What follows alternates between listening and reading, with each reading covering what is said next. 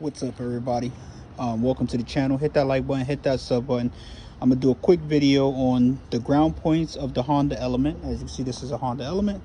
The ground points you can use and the ground points that you can add additional ground, just in case you're coming across an electrical problem or bad transmission ground wire, which goes from here down and from here to the chassis. You could add additional wires. All right, so we got that ground right there, right? This goes here down to the transmission, boom. And then you have additional ground that you can do. This ground where you can ground from this piece here, and you can run a wire here if you like to this hard thing here. You could run, see this hole right here?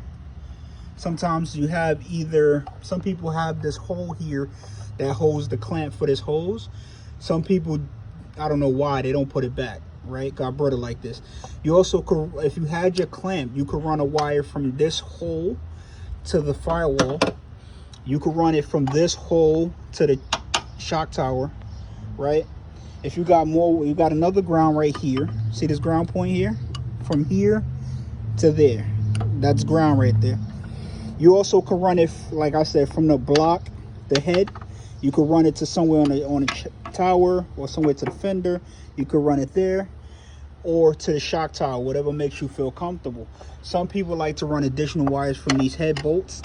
You want to do it directly from the stud because this has most contact to the ground. The stud, take the stud off, put your wire in between, put the nut back down, and find a piece of metal on the vehicle that works for you. You also can run ground from this battery.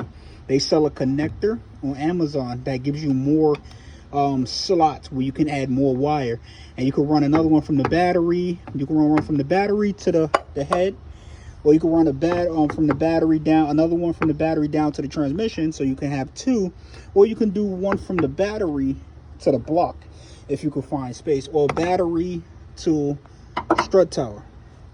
It's completely up to you. You could do ground to bolt here. There's so much different ground you can add to this car. You never can go wrong with too much ground on this vehicle. There's nothing wrong with that.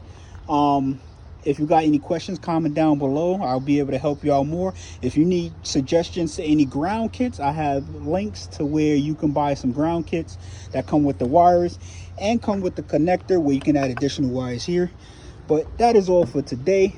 You could, like I said, anything that's metal to chassis, you can make ground for. Sorry for the color of the video. Phone's acting wonky. We zoom it up, the color changes. But yeah, that's that. And I appreciate you guys for tuning in. Love the Element Group. Thanks for having me there. It's like a second family from home. And that's pretty much it. That's pretty simple to it. You also got some ground back here down below that goes from I think the exhaust manifold. There's one from the exhaust manifold to the chassis, the underbody as well. But those are the ground points there. If you got any additional questions, I know a lot of people complain about that wire down there stripping. The wire that goes down to the transmission, over time it shreds up and it causes electrical failure.